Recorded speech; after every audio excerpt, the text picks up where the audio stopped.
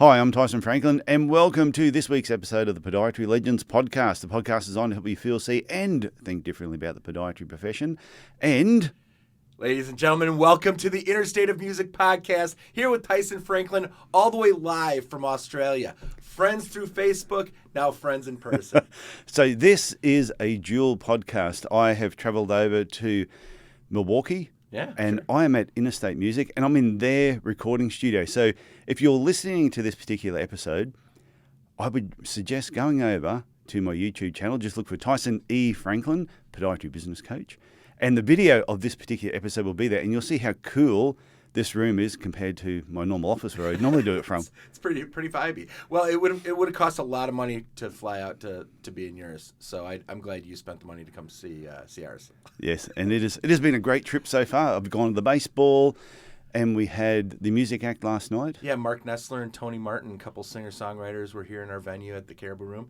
And it's just cool to have your perspective coming in. You know, obviously, you know, I've got a bunch of people that'll come on a nightly basis type of thing, and they'll be like loving it and everything. But your perspective last night was unique, because coming in and seeing a venue and doing the country music kind of in-person boutique kind of show, and just seeing what it was like from somebody that hasn't been here before and from out of the country.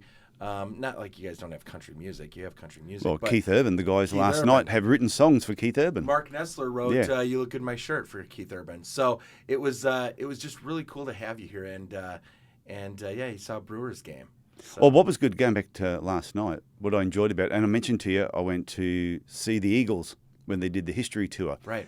And they would tell stories before how the song came out, and a bit of meaning behind it. So when you heard the song, it meant more. And they did the same thing last night. The storytelling, and Tony Martin, I told you, we have Tony Martin, who's a comedian in Australia. He was just as funny. Yeah. Oh, I have never, that was the first time I met Tony. Yeah. And the first time I've actually, even seen him play or sing. But the stories behind him, and the two of them, Mark and Tony, have written music together for 27 years. So they're personal friends that every Tuesday they actually have writing sessions and try to come up with the next big hit.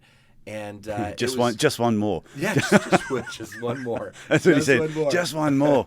And it was funny, because they were telling me last night they've never been on the stage, just the two of them, doing a singer-songwriter performance. Usually there might be four on a stage or something. This is the first time in all of these years, all these decades that they've known each other, that they've done it just the two of them. So, quick question for you. What makes you like the storytelling aspect of the music? What does it matter? I mean, a song's playing on the radio. You either like the song or you don't like the song. What makes the knowledge behind how it was written and why it was written such a big deal? I think understanding. It's so you'll hear a song, and sometimes you'll hear some lyrics, and you go, "What does that mean?" And I think what I like about it most, I go back to when I was doing English at school, and the teacher would say, "Read this chapter of the book, and then tell us what the author was thinking." So you would write down the answer, and the teacher would say, "Oh no, that was wrong." I go, "Oh, do you know him personally?" And they go, "Well," he said, "Well, how could this be wrong?" He asked me, "What do I think they're thinking?" Right. So I'm telling you what I think they're thinking. Now you're telling me. What you should have asked is, what do you think you're thinking that he thinks? Right. So I used to really get the shits with that. Right. So when I hear a song, and you can hear sometimes 3 or 4 people will argue over what a song means. Yep. But when the actual writers of the song are there and they're explaining, this is why we wrote this song, this is the meaning behind it. And because there was one that he sung last night about his daughter being born. Right. Now, when I heard what that was all about, when you hear that song, all of a sudden you go, and then when they're the ones that are there telling the story and then singing it, the emotion of it just kind of elevates for them. Whether it connects with you or not, it makes you listen to the song from their perspective, and it just touches you differently, which is really cool. Yeah, and how the lyrics came out. But the other part that I thought was interesting was, I lost what I was going to say, but it's okay. That's why we have editing software, Tyson. No, I wasn't. Oh, fuck.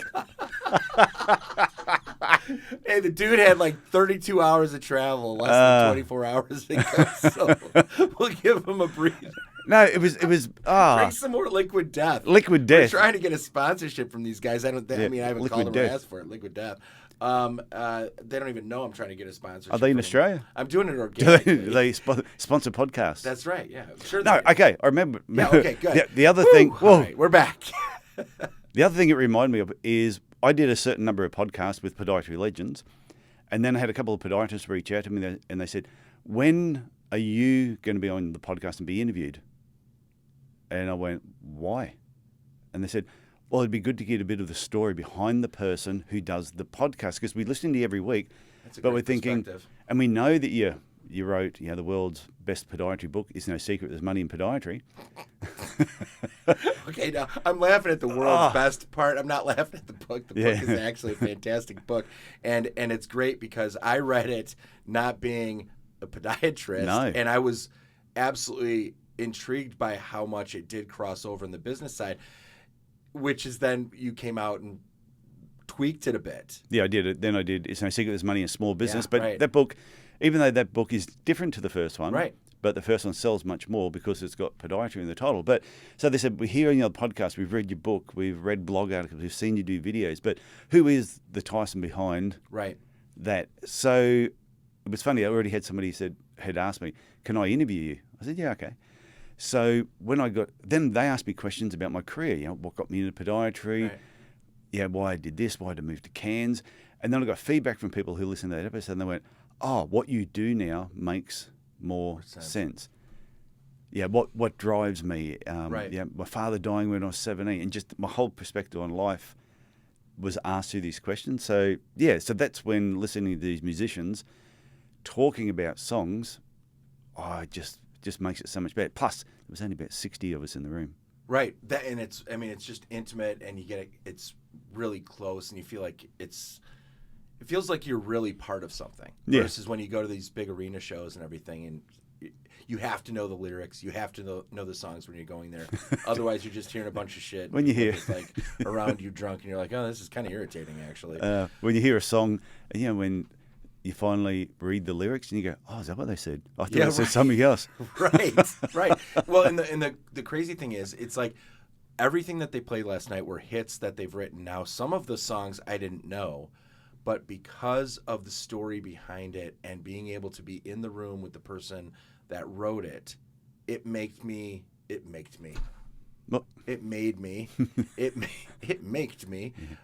really actually like the song right away. Yeah, true. And I think it's true about everything in human nature is like connectivity really actually makes everything or breaks everything. It's like you either connect with somebody or you don't connect with somebody, and that's where a business partnership, a business relationship, a patient podiatrist type of relationship turns into something and keeps track and keeps moving forward, versus like, oh yeah, that guy's kind of a somebody I don't really want touching my feet, what I mean? Bit of a dick. Out the door, a bit of. I felt it was a little creepy. Why did he have video cameras everywhere? I don't want to. This is not where I want to be right now. Yeah. So I do have a question about the whole podiatrist thing. Okay. What made you think? And I always wonder this: what makes a person think that they're good enough in their career to go out there and lead the charge as an expert in their industry? Where does that thought process come? Because I know you personally, and I know you weren't necessarily thinking like, I'm the best podiatrist in the world, so I should share to everyone. But what was it that made you go, I've got stuff I think other people want to hear or should hear? Probably the same reason. This relates back to music again. That I got a guitar when I was 40 because I didn't want to die with the music in me. So I had songs and tunes and stuff in my head, and I liked music, and I thought I want to get these out. Okay, I don't want to die with this in me. That is the coolest thing I haven't heard anybody say that. Yeah, because especially a non-musician. I'm not a musician. And when you say, I wanted to buy a guitar because I was 40 and I didn't want to die with the music left in me, that's That's like poetic, man. Oh, there's a song in that. There's a song in there. That's goosebump shit. That's fantastic. So it's exactly the same with not that I ever have said I'm an expert in anything in podiatry, but I knew the business side of things. Right. I just had a natural interest in it. Yeah. So I wouldn't say it's a natural talent. I had to work on the talent and how to run a business. Yep. Yeah, like anything else. But I had a real interest in it. As the years went on and I got better at it, and then getting towards the end of my career, I've still got another number of years left in me. Yeah. But it was more along the lines of, I see all the other podiatrists coming through who were struggling exactly the same way that I was. Right. I've got all this information in my head, and I don't want to die with the information in my head. Right. I'm thinking if I don't share it, I can take it to my grave, or I can just get it all out there. And it helps somebody not make those mistakes. You hear it all the time. Yeah. It's like share your knowledge with others so that they don't have to go through what you went through if it was a negative, or certain things are going to cause challenges, or hey, this is what I went through. It might not be what you go through, but here you go. Yeah, and for what it's worth. Two other things was, one, I mentioned just earlier on that my dad died when I was 17, and pretty much never left a footprint. He came, fantastic bloke, everybody loved him, but he died. Yeah. Died at 49. Right. Not that he achieved a lot. Yeah. He had me. Yeah. Hey. Badge of honor, I can go now. But the thing is, when I said this to my mum the other day, when mum passes away and I pass away, I said, my dad will be forgotten. There's nothing written about him. There's nothing. Right. And I wanted to leave a footprint before I left. That when I go, my children, grandchildren, great-grandchildren will go, oh, he wrote that book, or he did those 365 videos when he walked all around the world. You know, it's crazy. I think about it all the time because my dad lost my dad in 2012. And to this day, I wish, because he had such a strong personality, so much of who I am in my career and personality and just kind of the networking aspect and the social aspect of me is my dad. Yeah. My mom's the sweetest person in the world, but my dad was the outgoing, kind of no filter, kind of put it out there It's my mom guy. And and I look at it and I'm like, the number of people that my dad knew, it was a lot of people, but there's nothing that I can go back and grab and watch, or it's all based off of my memories. And I wish that podcasting, or just so like the way social media is and the way pictures are nowadays, I wish it was a bigger thing when I was growing up, because I wish I had more. I mean, social media can be such a drag on people. You know, it can be such a downer, but there's so much positive of kids nowadays and young adults coming up and having all of these pictures and all these definitely. Everything. It's so different for what they're going to have to hold on to when people that they care about like do pass on and stuff. And that helps with that footprint a little bit, you know?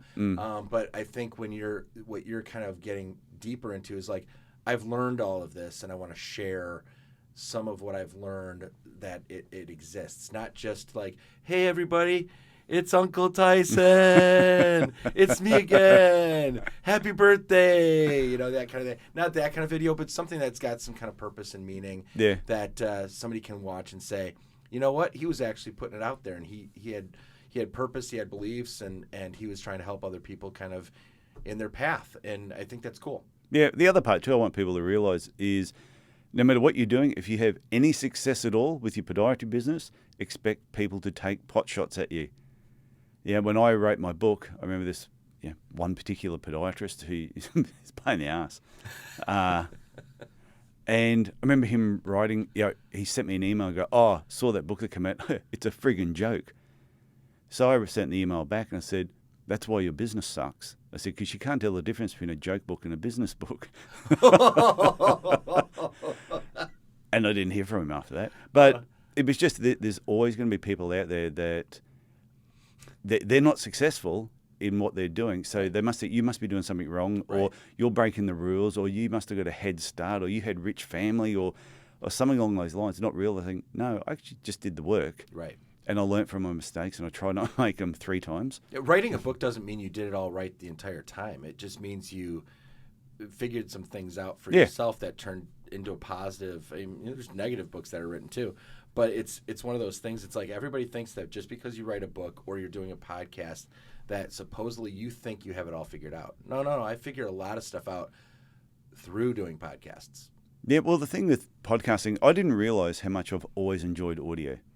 Yeah. So I got my first cassette player when I was like 8, 9, or 10 or something like that. Was it a Sony Walkman? No, it was way before that.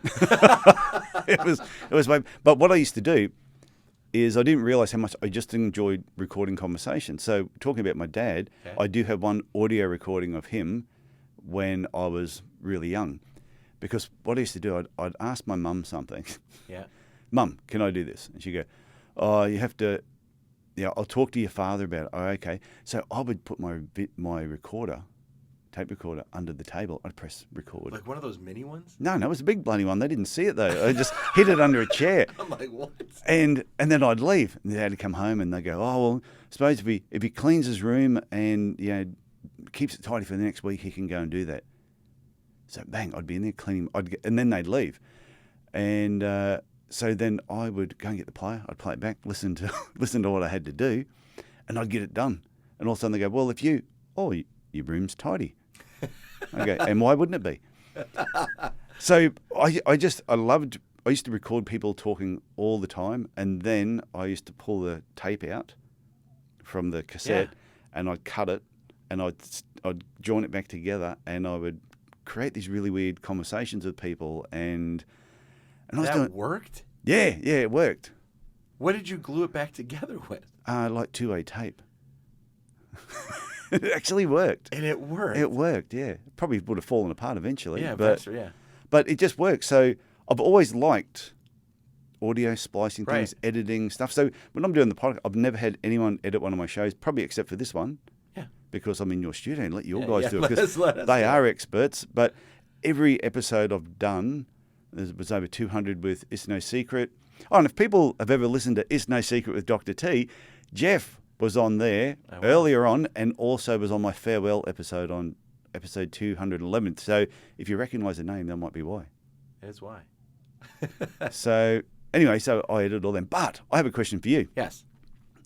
So if you had listened to It's No Secret with Dr. T, when Jeff was on, we spoke about a business he had called Geneva Supply. Mm-hmm. However, Jeff now owns Interstate Music. I do. And you're not a musician. Nope. You can't even even play a musical instrument. Not at all. I doubt I could even truly impress anyone with a kazoo. But I overheard you this afternoon say to someone on a Zoom call that you won the Wisconsin Small Business Award. Yeah, Small Business Person of the Year award for 2020 over the pandemic and all that. For the state of Wisconsin, I was up for the national award that it was given by the Small Business Administration. So honestly, for me, that was actually kind of a big deal. You can get all of these smaller, local, regional, state type stuff, but when it's like something that's more national, and looked at nationally, it kind of made me feel like, I guess I did some things that got noticed. Because it's not like I submitted for it or anything, that kind of thing. So it was really cool for me. And I think every once in a while you can step back and be proud of, getting an award or kind of step back and say, hey, we were noticed. It's cool. We've got a team of people that really put something together that other people saw a value in. Yeah. And that was it was a weird time because as soon as we got kind of that award, and I say we obviously because if you're Small Business Person of the Year, I've got a whole bunch of people that are truly the ones like doing it every single day. I've been here for a couple of days now. I haven't seen you do a thing. Perfect. I'm doing exactly what I've always dreamed of doing. A whole bunch of nothing. Yeah, your office is the only one that has a big couch in it. Yes, right. And everybody else seems to be working. And they work hard, and they are a great team. I mean, seriously. I mean, you got a chance to go to the baseball game with them and just get to know them outside of a work environment. They're just really good people. And I've always said, I'd rather hire really good people than a resume Yeah. of things that are just skill sets, because I think really good people are going to work really hard for people they care about. And Any that's really what we business, I think, whether it's podiatry, interstate music, doesn't matter what it is, you can't teach good attitude. No. You can have people who've got the best qualifications and they've got 100 certificates in different things, but you can't teach motivation. Yeah, you can't force give a Yeah. shit. You can't. You just can't. And did you say force give a shit? yeah, you just can't force give a shit. Yeah, Yeah, it's you true. just can't. And so during that time, we were approached by a company that was in bankruptcy, Interstate Music, Yeah. Casio Interstate Music. It was a family-owned brick-and-mortar retail store for 75 years, and they were in bankruptcy, and they saw kind of the press and the media around the whole Small Business Persons of the Year thing in the news, and they reached out and said, "Hey, you should buy us." So that came about because you won the award. That Yes. put you on their radar. Right? Yeah. This is why I tell people you've got to enter awards Yeah. because you don't know And that's where the that's going to weird go. thing is this was a complete fluke. Yeah. Because there's ones that you can like fill out and submit and answer some questions and try to win an award, and it's great for putting on your LinkedIn. It's great for marketing purposes. It's great for this, and this was really just kind of like, do you hit qualifications? Is your business looked at in a certain way by the Small Business Administration for the state that you're in, et cetera, et cetera? And it's very technical. Did they come and interview? It was basically once they kind of looked at you as somebody that fit as a top candidate, then they came in and kind of honed in on all the details of your business by asking certain questions. Not all of them are personality driven, because slam dunk, right? But definitely like business and profitability and how many employees and all the different things that you're doing as a business and the community for this within your state and all the rest of it. So it was really it was just a really cool honor because of the way it went about. But that's how we got the call from this independent family-owned music store that's been around for 75 years. Did a great job, through the years, but just, we're struggling. I don't know whether it was pandemic driven or just e-commerce online business kind of beating up the brick and mortars. I suppose it'd be one of those things too. Brick and mortar businesses, when COVID hit, a lot of them really struggled. They just didn't know because they weren't prepared. They weren't getting the numbers of people coming through. And I said this to some podiatrists and some dentists actually. I said, now is not the time to be not showing leadership. I said, Right. Your team needs to see leadership from you, and they want to know that they're going to have a job next month. Right. Okay, as soon as you get a bit weak, you start crumbling at the knees, and they're going to think, is my job safe or isn't it? Right. If another job comes up, especially government jobs, I said, they're going to jump at it. And I saw a lot of businesses where they lost so many staff. Oh, yeah. So maybe that was part of the problem as well. Well, that and honestly, it's just one of those things that if you're not thinking about what's next for your business, something's going to come in and take you out. You've always got to be thinking about what's next. You've always got to be looking at where the trends are going, and how to be different. Everybody, it can get cliche, like be different than everybody else, but people just kind of get into that rut and they just end up being the same as everybody else. Well, they do. They say, "Oh, I'm different," and when you say to them, "Tell me what makes you different," we care about our customers. Yeah, we care more, and they go, "Oh, right, yeah." It's I'm sure the customer's sitting out there going, "Oh, we know they care more." Yeah, you know why? Because he gave me 25% off on this deal, so I bought it from him because he was cheaper. That's not caring more. That's just like and it's not being different. It's losing profit, and just trying to hold on to a sale any way you can because they're only shopping you for a price point. And so there's a lot of things that happen. But when they reached out, did the due diligence during the whole shelter in place, and I was on Zoom calls like all day, all night with owners, CEOs, presidents of all these major music manufacturers, and just explaining how we were going to try to be different, but we weren't going to open a brick and mortar store. Yeah. They're like, well, we really aren't going to. We're not really setting anybody else up that doesn't have a brick and mortar store. I said, you do realize who we're acquiring is a brick and mortar store going out of business because they're a brick and mortar store. Mm. So why would you want or think that it makes sense for me to just reopen the business that's bankrupt under the same name in the same building? What did you see in it that others couldn't see? Or The due diligence I put into it was what's the strengths and weaknesses of the music industry? And when I say music industry, in this case, it's the actual pro audio gear, the instruments, the accessories, the product in the music industry. What are their strengths? What are their weaknesses? And what I found across the board is some music manufacturers, fantastic, off the charts, checking all the boxes. I look at them like, that's the way I do it. That's the way I do it. That's the way I do it. And for us, then it's just like, would really just love partnering with them because they've really got their stuff together. Yeah. But then you look at others, they're like, man, their content is not good. It doesn't even make sense. There's not enough detail. If I'm a consumer, I still don't really know what it's going to do for me. And so I looked at it really, really deep, and I kind of rated things A, B, C type of thing. And there was enough C and B minus, that would be A opportunities for us. And I just kind of went and said, you know what, this makes sense because they need help in e-commerce. They need content optimization. They need digital marketing. They need video. They need help with images, and just the know-how of getting them into what I think they knew they needed to be in, but they were just a manufacturer that didn't have the infrastructure to get them there. So taking all the e-commerce knowledge I've had for the years and saying, hey, I'm going to apply this to the music brands and industry and partners that we have. And that's really what made us make the decision to go forward with it. And when we did that, it really came about like, yes, are we going to be able to do a lot of business for music manufacturers to Amazon and to the big e-commerce platforms and help them navigate through it and put them in a good branding light and manage that business for them. But we needed to create interstatemusic.com, the direct-to-consumer site that we also acquired. That was a terrible customer experience. So they did have a website, but it was, you typed in guitar and a drum set showed up. I mean, it was terrible. It was bad. And during acquiring intellectual property from a company that's in bankruptcy, you never get the full story when you're trying to find out the full story. Yeah. And then all of a sudden you acquire it and you're like, oh, wow, this is bad. This is a lot of work. So were there, when you took it over, mm-hmm.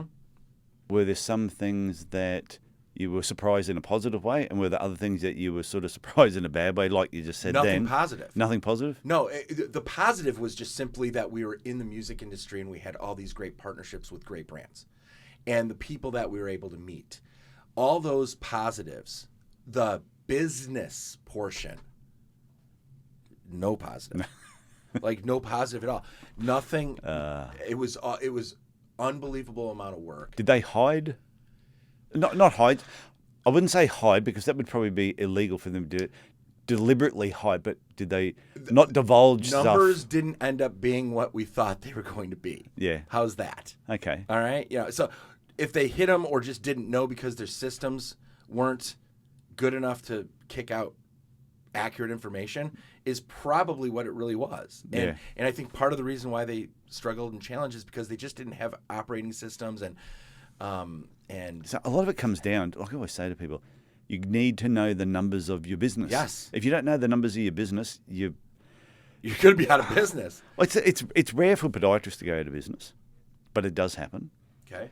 But it's not rare for them to just have a really average business because they don't understand the numbers. Yeah. They don't know where the patients are really coming from, what conversion rates they are. Like I was talking to someone recently and I said, what's your conversion rate for when, say, a new biomechanical patient comes into getting a pair of orthotics? Sure. I said, anything under 65%. I said, it's not good. And theirs was like 30. At first they said, I'm not sure, but I'll check it out. Yeah. Because they didn't know the numbers. That's the thing. If you and as soon as they measured it, they don't know. I don't know. I'll have to look into it. And you're like, ooh, it's a pretty straightforward question that you should at least have a range. Yeah. At least have a range. And it depends on the type of business. Like if somebody said, oh, our business is structured this way, therefore our percentage rate is around 50% because we offer these other services. Right. Well, that makes sense. Right. So even this person say, oh, my conversion rate's only 30%. And I go, oh, right, so you must offer all these other treatment options because that will counteract that. Right. They went, no, we don't. I went, oh, that's not good. And in your mind, you're like, oh, this is good for me, though. Well, Because I can get them there. no, but what's good, I know just by tweaking probably 2 or 3 little things, I can take them from 30% to 65%. Right. Which for their business is it's not Huge. It's a huge. Yeah. It's a huge change to their income. Right. Oh, a massive change. And I think, kind of when you're talking about, like, the cool thing about what we got ourselves into with Interstate Music was it was kind of like, okay, let's rebuild this and let's take a look at this industry and this category. And yes, are we going to be interstatemusic.com and sell musical instruments direct to consumer? Yes. Okay, cool. That's fun, right? You rebuild this website, awesome website, super cool. You've got social media platforms, cool, awesome. We can grow that and try to have some fun with that. But in the end, coming in to that business when we did, way behind the trendsetters. Like there's Sweetwater that's out there that does a fantastic job. Amazon's out there doing a great job. Guitar Center's out there doing a great job, even though they were in bankruptcy at the same, or restructuring bankruptcy at the same time. Theirs is just because they're such a mammoth company. Yeah. It's things can go wrong, but they're back in full swing. And I'm like, interstatemusic.com. We're not a huge company, and how are we going to have anybody even know we exist? Yeah. Cool name. Loved the name. I love the name Interstate Yeah. Music. We rebranded, created new logos, and went with this whole branding concept and marketing concept. And so how are we going to get people to know we exist? We're going to just spend a bunch of money on Google Ads? Are we going to just make a bunch of Facebook, marketing campaigns and put it out there and hope for the best? Because in the end, you're going to spend a lot of money trying and hoping you drive somebody to your site. But in the end, in the music industry, so many products that are sold have a minimum advertised price. So a Fender guitar that's $1,299, it's $1,299 on Sweetwater. Exactly what I paid It's for my Fender. $1,299 on my site. Yeah. It's $1,299 on Amazon. It's, well, maybe not on Amazon, but $1,299 on, Guitar Center. So how am I going to compete if they already have all these customers' trust and relationships at an item at the exact same price? I'm not. All the money that I spend to get them to my site, they'll look at it and say, oh, cool guitar. And if they've ever bought from somebody else, I'm going to check to see if Sweetwater's got that. Yeah, it's true. So what am I really doing? I'm just spinning dollars and spending marketing campaigns. And I'm like, we have to figure out what truly matters in the music industry. And I remember I was in a conference room with everybody. I'm like, what are we going to do different than what everybody else is doing that's selling gear? And I'm like, we have to care differently. And it's not care differently about the business. It's not care differently about ourselves. It's not caring differently about like how we look. We have to care differently about the people that use the gear. So immediately we went with this musicians first mindset. And we're like, okay, what does that mean, musicians first? We're going to take what they do for a living and what they're trying to be and who they're trying to reach, and we're going to be the conduit to try to elevate them as musicians to consumers of their music and their projects. Focus on that. Go after that. Bring musicians in. Have them play in our venue. Give them content, pictures, video, podcast, all of it, and say, here, thank you for coming playing it on our stage. Loved having you here. You're part of the Interstate Music family. Here's a bunch of content. And then they go and post it, tag us, talk about their experience they had with us. And if musicians start to understand that we actually care about them and what they're doing, maybe they'll buy something from us.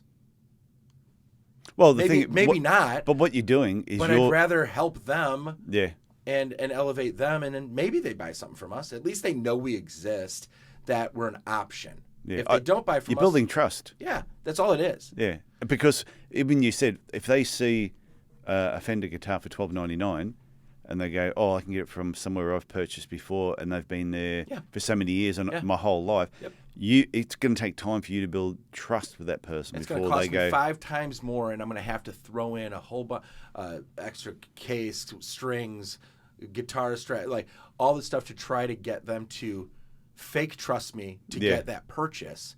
And I'm not into that. I'm not into to force to get the one sale. I'm into building an authentic relationship with everybody that, hears about Interstate Music, and have them understand that we're seriously in this for musicians first. And if they buy something from us, awesome. If a band walks in and the lead singer's got a Sweetwater T-shirt on, I'm not asking him to take it off. Yeah.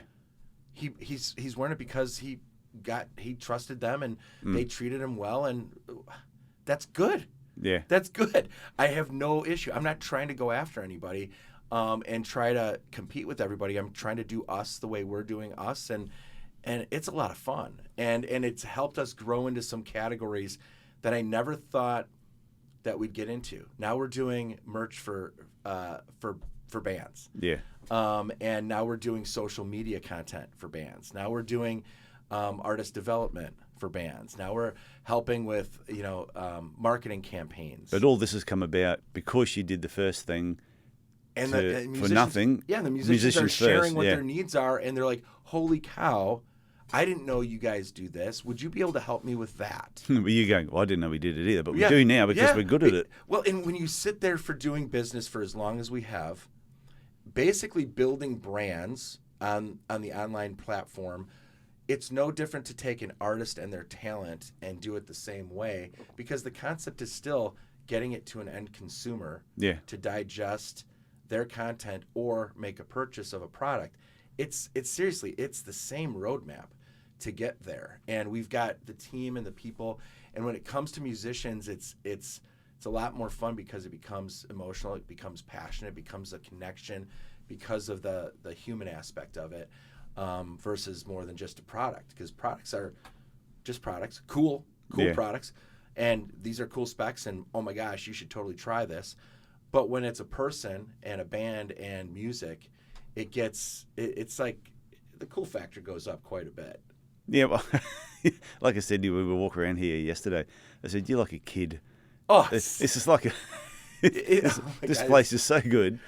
But what I think is interesting from what you said, always to say there's 3 contact points you have with your customers, and it's marketing, sales, and delivery. So you got the delivery nailed with the Geneva. So the sales, you know how to sell. And selling isn't about selling. Selling is about education, forming. There's so many aspects to it. It's Yeah. not about selling a particular product. Right. But the marketing side of things is you just got to outthink what everybody else is doing.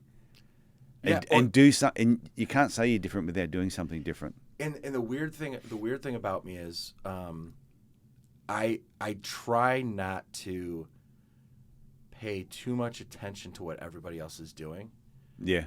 because I don't want to find myself trying to counter what they're doing, because then it becomes this like Burger King against McDonald's, Wendy's against Burger King, Wendy's against Popeye's chicken sandwich, all these things.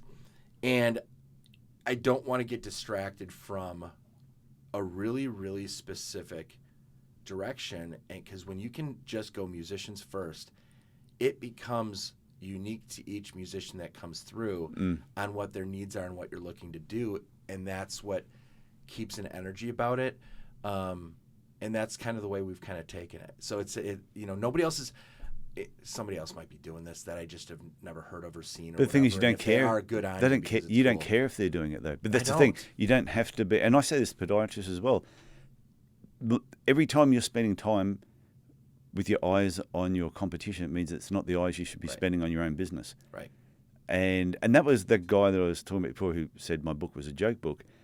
He used to spend so much time watching what I was doing and making complaints Right. and putting files together and sending it into association and registration boards saying, I broke this rule, I've done that every time I get off because I hadn't done anything wrong. Right. But he was so Distracted. ingrained Yeah. in that as my business grew, and I've mentioned this heaps of times on the podcast where one particular night, it's a group of doctors, it was at a diabetic night, very exciting, not much sugar going around. and he's standing there and he came walking up and the doctor, he said something about, we're just talking about podiatry, and he turned around and said, unlike some podiatrists in this town, I don't need to market myself. And he walked off. And they all looked at me, because I was the only other podiatrist in town and at the time. They said, I think he was having a go at you. I went, oh, definitely. You go ahead 25 years, Right. and like his business, if he went to sell it, he'd sell for $15. Yeah. Yeah. In fact, they'd probably have to pay someone to take it over. The attitudes and the personalities of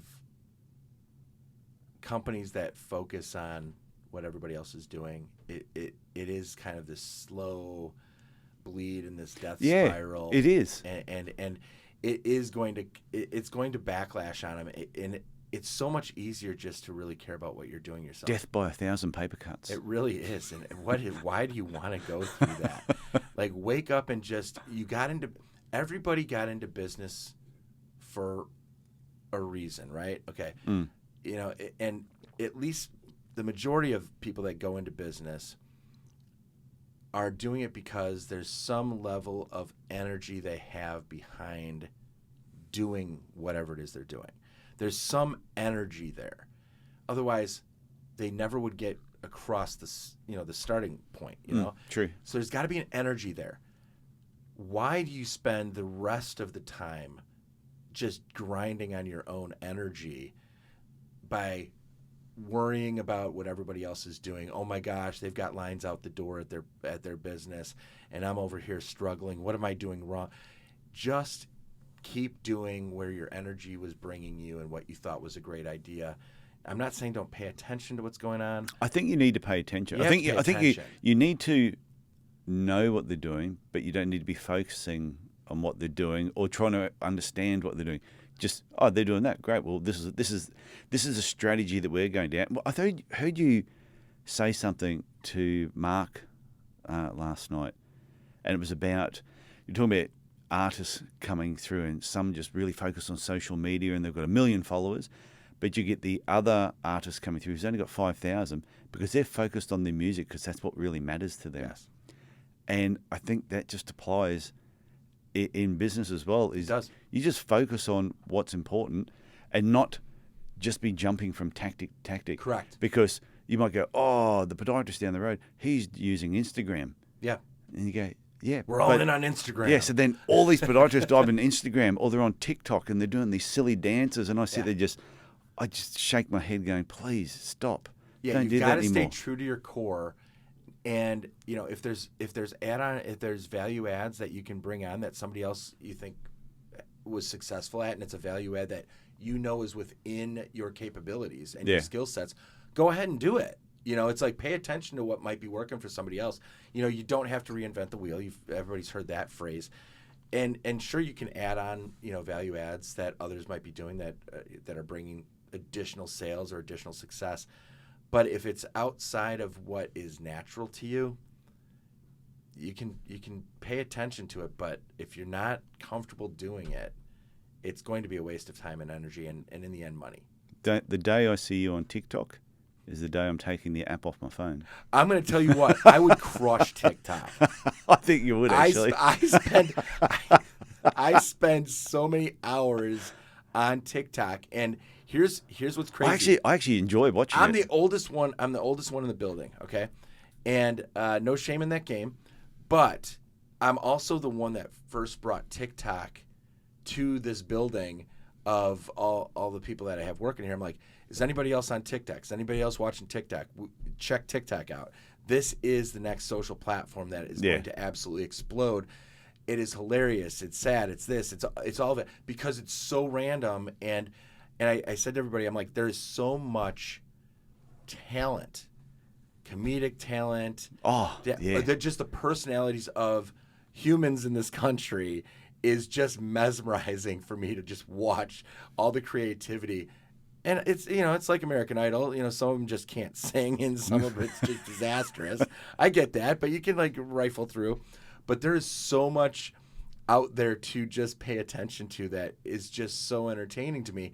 And I had somebody within our company say, that's not really a platform that would work for us. And I'm like, why? Mm. Well, because we're we're a business. That's just like, fancy, funny dances. But that's the thing. That's what I meant. But if I see you on there, it's like if I see you on there doing a funny dance. Oh, I won't. I'll slap you because I'm just thinking that it wouldn't fit what you're doing, because that's something my daughter would do with her 17, 18-year-old friends. Yep. But I've seen some podiatrists doing that. Yeah. That's an issue. And I'm like, I tell you, if my dentist was doing that, I would not take my dentist serious. Yeah. I think it's fine for certain groups to do it, but I was listening to a podcast, and there was this guy who was a 45-year-old builder, had 500,000 followers on TikTok. Yeah, and I think he's something about, I think I can nail that. And he just nails things. And he talks about the tools that he uses for sitting building. Next thing, he's getting sponsored by building companies. And he's gone, who would think a 45-year-old builder could be making the money I'm making from TikTok? Yeah, there are some cool things that we've talked about doing. And again, the music industry changed dramatically during the pandemic because of TikTok. Yeah. Because you had people that were picking up guitars and didn't have places to play and didn't have ways to get their music out. And they just went to TikTok, and all of a sudden, major labels and major people were finding their talent through TikTok. So the music industry absolutely just got bombarded by this world of TikTok. Some big comedians as well. Oh, There were a couple. Huge. There was there's one lady who gets on there, and she does all these dance moves. But at the beginning, she says, "This may surprise you, but I've never had a dance lesson in my life." And she would do these, but just funny. Yeah.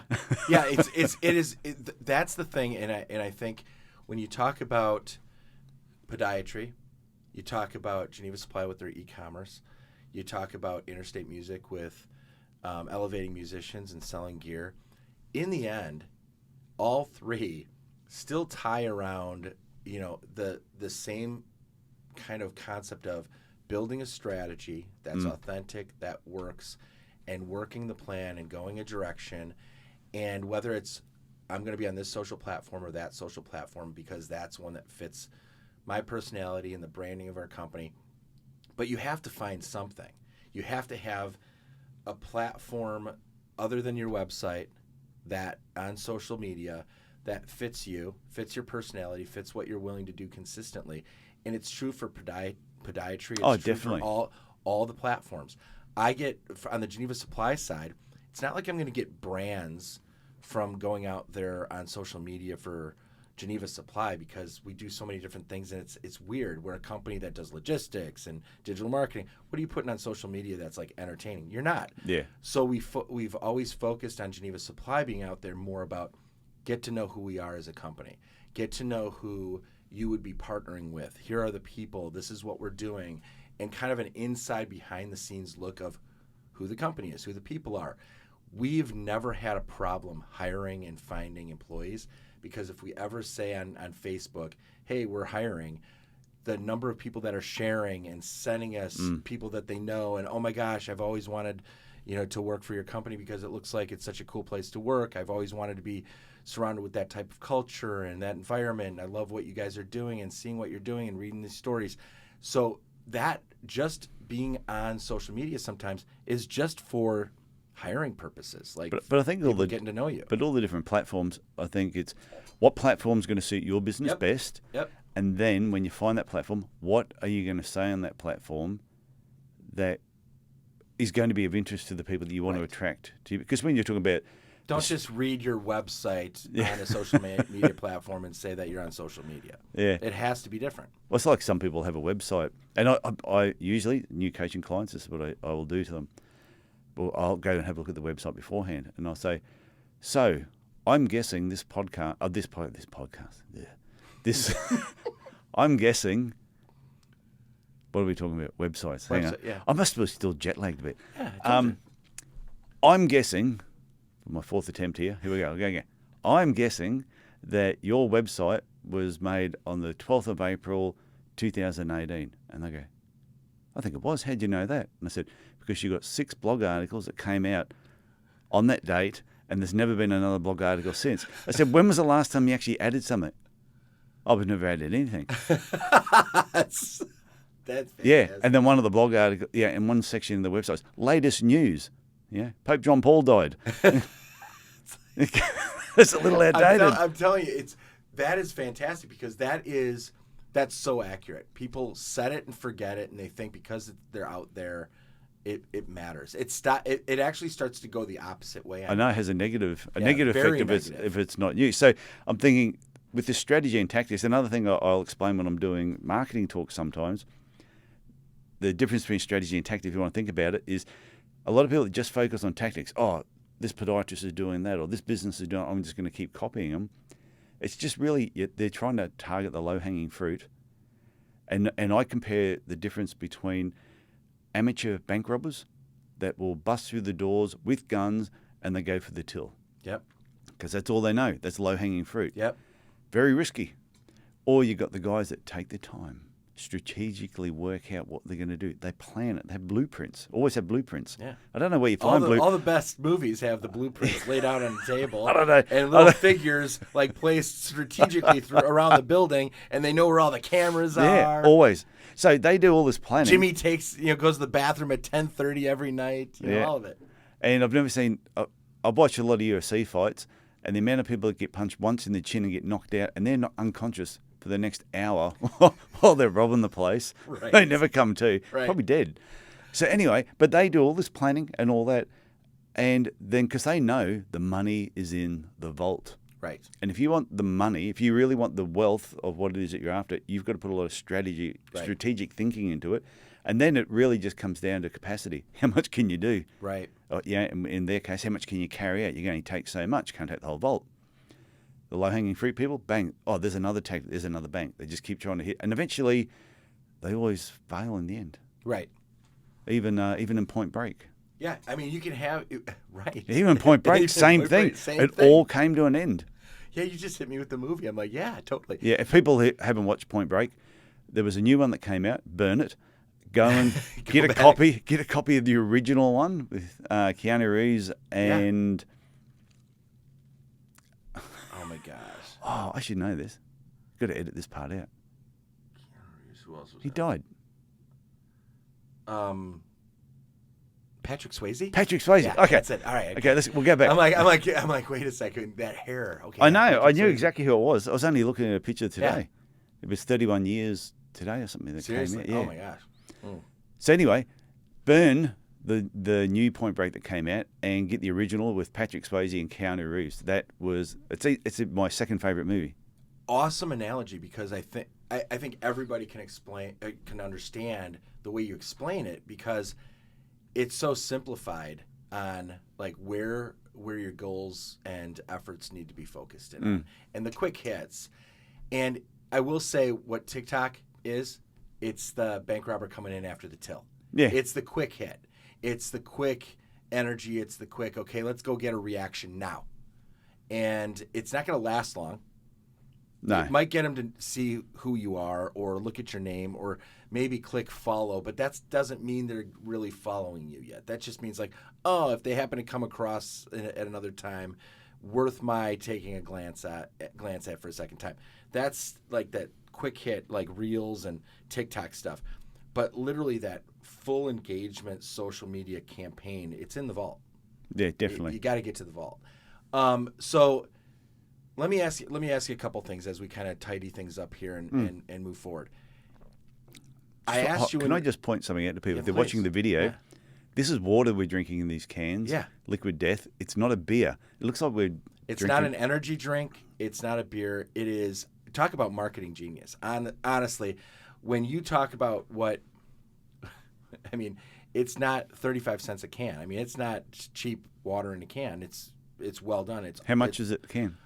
I don't know. It's like $1.50, $2. This would be about $5 in Australia. Yeah, well, anytime you're thirsty, come back to the States. And hook you up with Water's some Liquid cheap. Death. Water's Yeah. cheap, Does it right? rain more here or something? It's just the whole concept of like it says mountain water here, but it's all about like the whole murder your thirst and the whole concept around the Liquid Death and the cool logo design and everything else. And what it all amounts to, I truly think it's like, and I don't know, I've never talked to them, I've never done the research on this, but you feel cooler drinking water that has a cool can than, honestly. I'm not gonna knock on the brand here. Let me hide it. What is it? But yeah, The plastic but bottle. But I mean, this is which one's cool? I mean, Yeah. this is cool. It's cool to drink water when you're drinking this. It's like, oh yeah, that's what was making that noise. That reminds me of some podiatry businesses. I like this. No, but they're flimsy. There's not a lot of turn the label away. Right. I mean, this is what marketing is all about, and the power of marketing. The surge that Liquid Death has had in the marketplace because of their marketing capabilities and what they're doing, and nobody thought that they needed. Nobody said, you know what? We don't need plastic bottles. We with need another screw water. caps. We need water in a can. Yeah. Because I will say, here's the quick, and I apologize that I might be blowing my sponsorship here. The negative to this isn't what anybody's thought about. Everybody's thought about the cool factor, the branding, the logo. I'd prefer an aluminium bottle. Yeah. So what I want something so I don't spill it. Yeah. So like if you throw this in your car and you move it and you're trying to put it down, you've got to worry about this because it's an open can. But nobody cares. Yeah. Because the cool factor and the vibe and the marketing of this has made everybody forget that they're going to end up potentially with water in their lap more often with this, and nobody cares, and they'll be like, oh, whatever, it's water. But what's funny is it's just another water. Yeah, it's just. But they've marketed it's it better water, really, though, really because it's well. Liquid Death. Yeah, it's true. Yeah, it's better. It's just better. I always said that, like, whether it's podiatry or any business, like, if you want some new ideas on what to do, one, I always say, go to America for a while because this just different over here. Yep, it's different. But it's look at any idea. Look at a cheap bottle of water and one that people will pay 3-4 times more for. Look at it and go, what's the difference between the two? How can this possibly stay on the market when I can buy a bottle of water for 30 cents? Right. And then go, okay, now how can I apply that to my podiatry business? Or how can I apply that to any business? What can I create that as a value add that other people see elevates the price points and the importance of coming to me versus somebody else? What is it that I can do? Is it as simple as me putting myself out there so people can get to know me as the podiatrist, or me as the business owner, or me as the person that's approachable that owns a company, and they can send an email and I'm going to respond? Is it putting that out there that changes who you are versus the other company that they don't know who they are? It's just a dentist. It's just a podiatrist. It's just a hamburger stand. It's like if that's all it is, it's going to be looked at as just another one of those. And you can't look at this can and think it's just another water. It doesn't allow you to. No. So how do we go out It there? scared me when you handed it to me. Yeah. You did. You gave it to me, and I'm thinking, we're about to do this podcast. I It's said, what are we Liquid Death. What is this, what- a Romeo and Juliet podcast? Yeah, I go, what are we drinking here?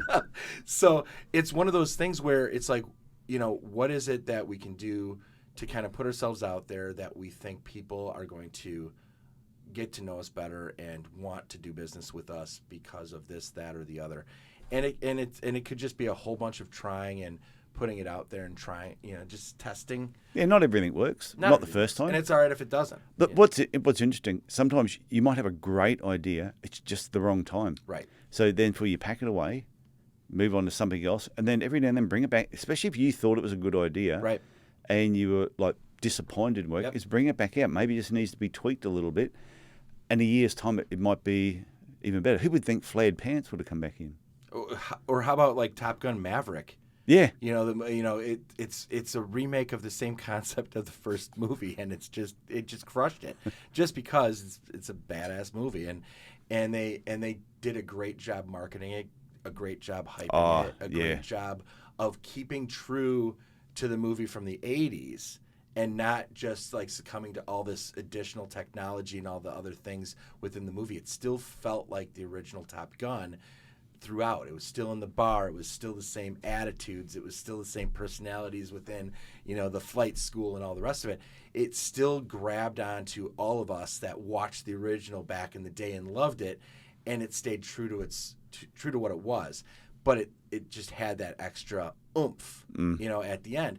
And, so you could watch that movie by itself and not ever have watched the first one. Oh, yeah, definitely. And still be a fan.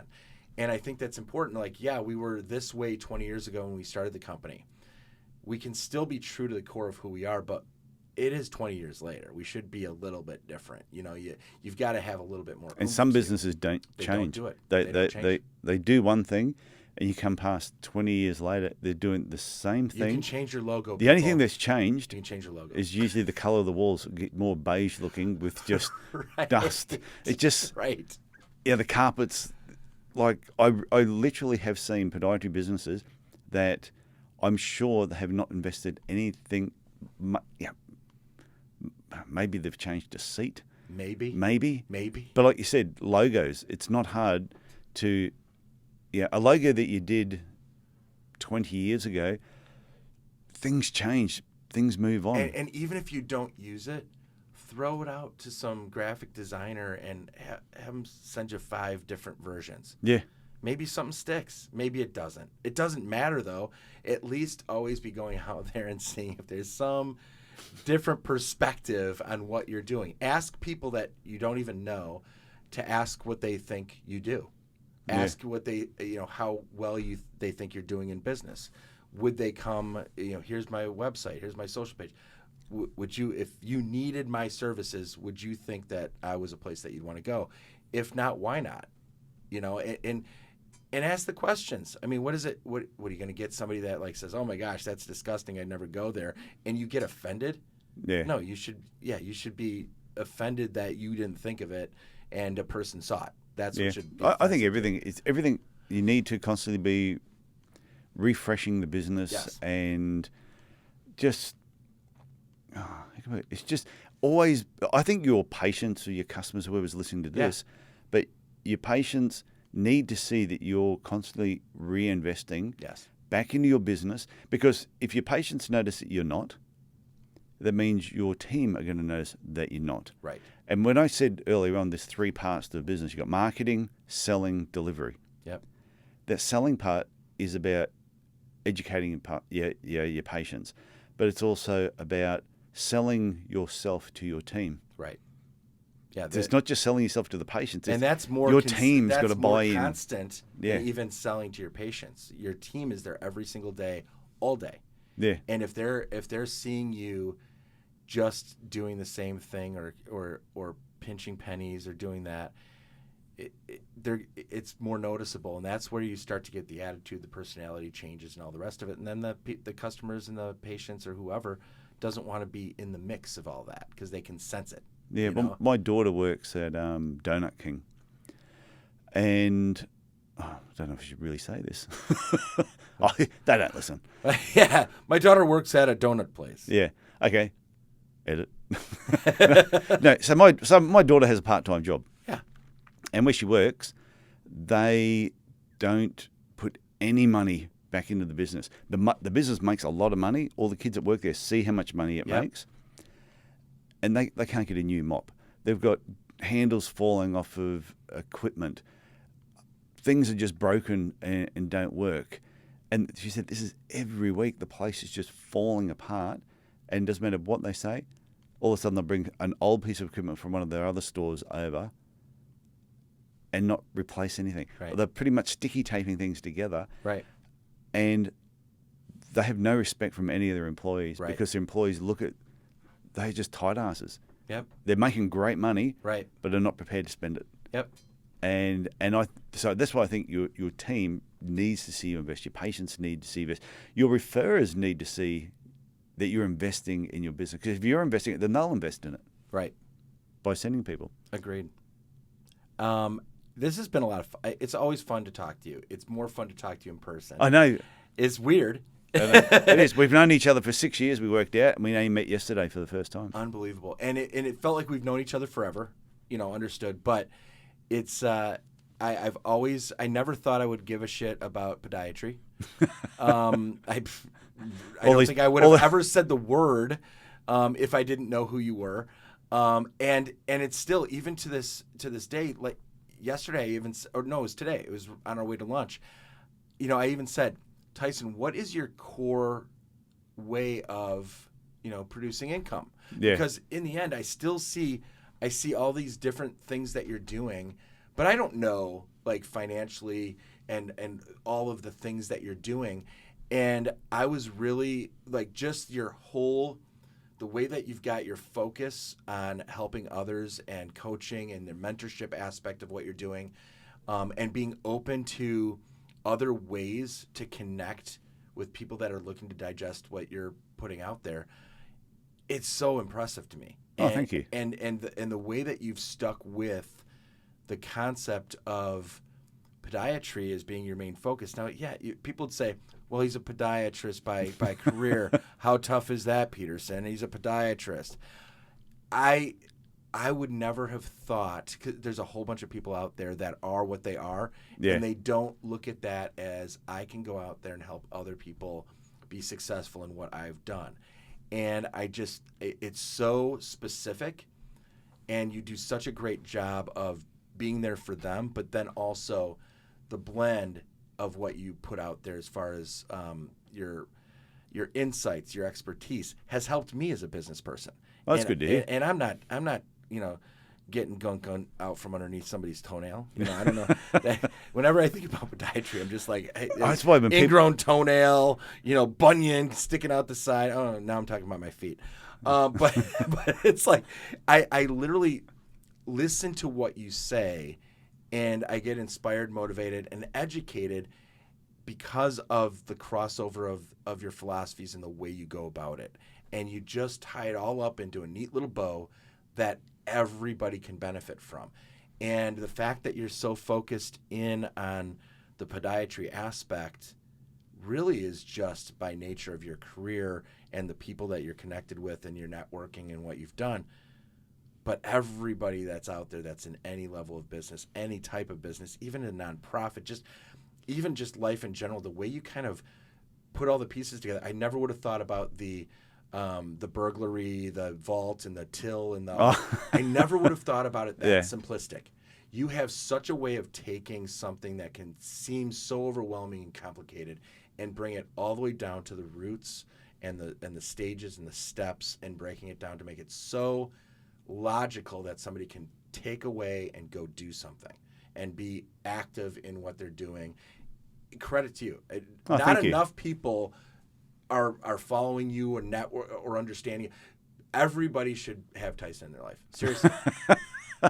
Dead ass. Oh, that's the best compliment I've received today. It's real. I'm not kidding. Like I haven't said that to anybody before. It's legit. And the more I get to know you, and the more I just have side conversations with you, it's so real coming from you. And your brain is always on. You're always spinning. You're always listening. Yeah. And I think the listening part is really where you've gotten so much of this insight from, and then the sharing part it's second to none. Appreciate it, man. Whew, I don't know how to respond to that. I can't. I can't. I'm not even going to bother. I'm like low hanging fruit, and you're You're my till. Yeah. Give me all you got. It's true, but what you say about the simple concepts, it might sound weird, but the reason I simplify things is because it's how it makes sense in my head. So I might read. I find it really hard to read complicated books. Like if I'm reading through it and it's really difficult, I see things in pictures. So even when I was studying podiatry, I could read through this book, but as I was reading, I had to draw pictures and boxes for it to make sense for me. So then when it came recalling that for an exam, I could never remember what I read, but I could recall pictures. Right. So I think that's sort of come through now when I'm doing talks. You speak visually. Yeah, and so I do a lot of PowerPoint presentations. Yeah. These two, the reason I remember it because I'm doing this talk soon, and those two pictures are actually part of my talk. So I find it easier if I can use pictures.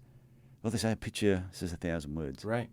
So yeah, it's. I'm glad you like it though. Yeah, good on you. It's off the charts. It's been a ton of fun just getting to know you, and. I do things different at different times because of you. So, and sometimes I don't even think about it until after. Well, it's funny, like being out here, I've been fired up the last couple of days since I've been here. Like walking into your business here, is, and your podcast studio here, I just love this too. This, I've got a spare bedroom at home. I should just convert the whole bedroom into something like this. You should. It's amazing. A soundproof bedroom probably comes in handy. Yeah, for guests. Right, for guests. Yeah, right. they have to just book it in. Book in a That's schedule. But just even what you've done here, though, I'm walking away with so many ideas. And I said that on this trip that I'm doing, this American trip, every day that I get back to my motel room, I'm writing notes of what I did for the day, what I learnt for the day, and my biggest takeaways for the day. And there's going to be plenty from today. This is day 3. Day 3. So then when I finish the trip, I will be releasing a podcast. So the podcast actually might come out before this one. That's awesome. Or it'll come out just afterwards. Yeah. Well, actually, you know what I'm going to do? I'm going to make sure it comes out afterwards so people will go, ooh, it's anticipation. Yeah, teasers. I got to listen to that one. That 17-hour podcast. I'm in it. It's going to be called Tyson's Trip to America. It should be a movie. And it wouldn't be a good movie. No, it'd be a terrible movie. It'd be a terrible movie, but it's been a great experience. Hey, did I tell you, this is just, it's got nothing to do with anything, that I was in a short film. There's so many places I can go with that. I'll tell you a story off air. This is going to go off air. So, okay, Jeff, I want to thank you for coming on my podcast, and I think you're using this recording I want as to well. thank you for being part of the Interstate of Music podcast, and I think it's important because honestly, it's not always as straightforward. Like my podcasts are usually like getting to know people and their journey on how they got into the business and all this stuff.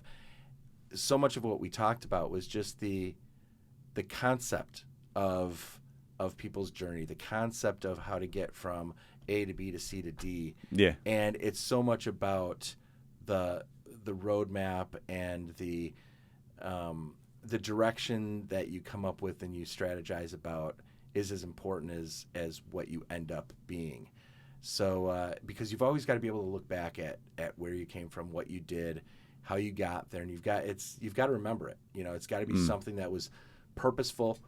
Because if you do something wrong, you've got to know what you did wrong. You know, if it's just thrown out there and you're like, I don't know, it's nothing's working. You know, it's like, well, you should know what's not working. You know, so it's been great for that, and I think it's a powerful podcast just in that concept of listening to it and really kind of grabbing, you know, the nuggets from somebody that's been through it. Yeah, and I like for the Podiatry Legends podcast, bringing on at least once a month someone who's not a podiatrist, just to get an outside perspective of business. Because we tell all podiatry stories, which I know the podiatrists like hearing, but I just think it's really good I always encourage people, look outside the profession for inspiration and bring it back in. And then when you learn something, I think just share it. Yeah. Yeah. You don't have to share it with the guy down the road who is a pain in the butt. Right. But if you know other podiatrists that are struggling, if you learn something... don't keep it as the best kept secret. Yeah. There's no value in that. You're not going to... It's not your edge in business. It's not your, I've got this secret. I'm going to keep it because I'm going to be successful and I don't want them to be successful. Want everybody to be successful. Just want everybody around you to be successful, even if they're doing exactly what you're doing. Want them to be successful because by you wanting it and doing your thing, you're going to be successful too.